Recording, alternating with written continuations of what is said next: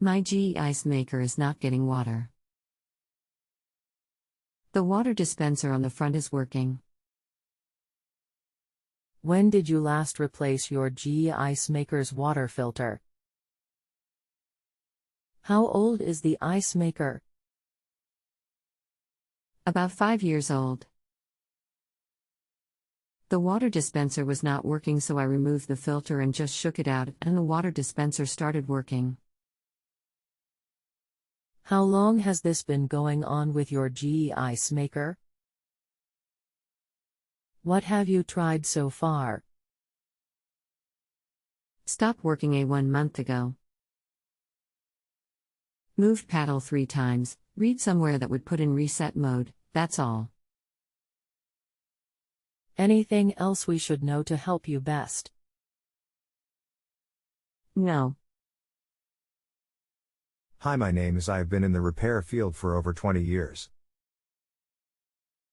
I will be glad to help you today. Inspect the ice maker mold to see if there are ice cubes present. If there are no cubes or very small cubes, then you should look for issues with the water fill system. How to inspect your refrigerator's water fill tubes. Before beginning, disconnect both the power and water source from your refrigerator. At the back of the ice maker, inspect the fill tube and the fill cup area at the back of the ice maker to make sure that they are not frozen. If there is an ice buildup in that area, confirm no foreign objects have disrupted the flow of water into the fill cup. Inspect the outlet tubing from the fill valve to the ice maker fill tube for any signs of restrictions. If you find any issues while performing the checks above, you will need replacement water fill tubes. Some water inlet valves may have a screen to filter debris before it can enter the valve. If the screen is plugged, water flow will be restricted, and the result will be small or layered ice cubes.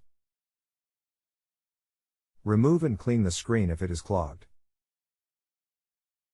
If dirt has gotten into the valve, it may not shut off completely and will continuously drip water into the ice maker fill tube and will eventually freeze up. Low household water pressure or a restriction at the manual shutoff valve will also cause the water inlet valve to not shut off completely and create the same condition.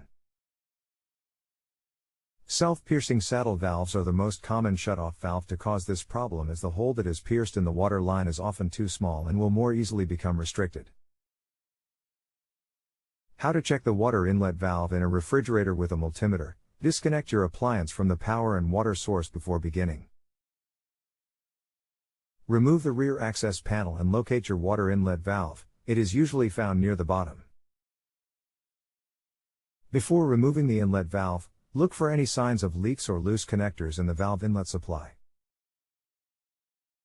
If no issues are found, inspect the valve body for any cracks or damage. Inspect the outlet tubing for any brittle tubing, abrasions, cracks, or any other damage. If you do not locate any leaks, disconnect the water inlet valve and remove it from the refrigerator to test it. Set your multimeter to the RX1 setting and touch the terminals with the probes. You are testing for continuity and should receive a reading of 200 to 500 ohms. If you receive any other reading, you need a replacement water inlet valve.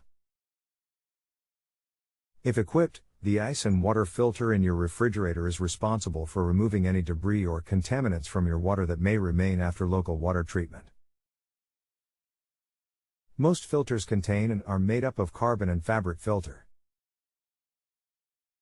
Over time, the filter may become restricted and reduce the water flow to the ice maker, causing a symptom of little or no ice. Most manufacturers recommend replacing the filter every 6 months, but local water conditions may require that you replace more frequently. If you have a home improvement or appliance question and want to chat with an expert now, visit JustAnswer.com/YTHI.